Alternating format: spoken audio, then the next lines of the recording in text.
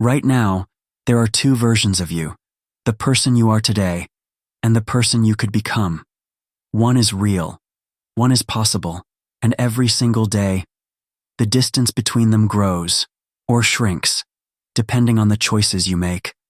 Most people think potential lasts forever. It doesn't. Potential is not permanent. Potential is fragile.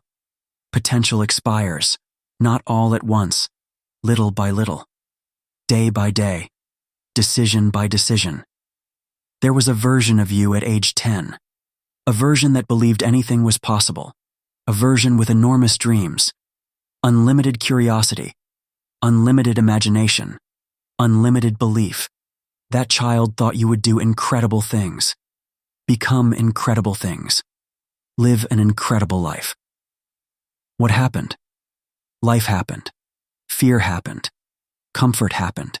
Excuses happened. Distractions happened. And slowly, the gap began to grow. The gap between who you are and who you could have become. Most people don't notice the gap at first because it grows silently. A missed workout, a delayed goal, a broken promise, a wasted day, a year spent waiting. Each decision seems small, insignificant, forgettable. But life is built from small things, not big things. Nobody destroys their future overnight. Nobody wakes up and decides to waste their potential.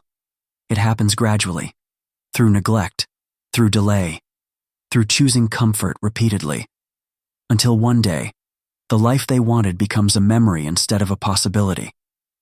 Imagine standing in front of a mirror, not a normal mirror, a mirror that shows every version of you that could have existed, the disciplined version, the confident version, the successful version, the healthy version, the courageous version, the version that never quit, the version that took the risk, the version that kept going, the version that believed. Now imagine watching those versions slowly disappear, one by one, not because they weren't possible, because they were ignored, because they were never pursued, because action never followed intention.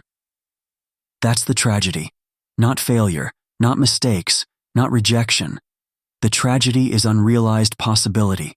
The tragedy is becoming less than what you were capable of becoming. People often talk about fear of failure, but there is something worse. Fear of success, fear of responsibility, fear of finding out what you're truly capable of. Because if you discover your potential, you can no longer hide behind excuses. You can no longer pretend you don't know. You become responsible for your own greatness, and that scares people. It's easier to say, I could have done it, than to try and find out, because trying creates risk. Trying creates uncertainty. Trying creates vulnerability, and vulnerability terrifies the average person. But here's the truth. The risk of trying is temporary. The pain of regret can last forever. One day, you'll look back, not at your intentions, not at your plans, not at your excuses. You'll look at your actions, the things you actually did, the opportunities you actually took, the habits you actually built, the life you actually created.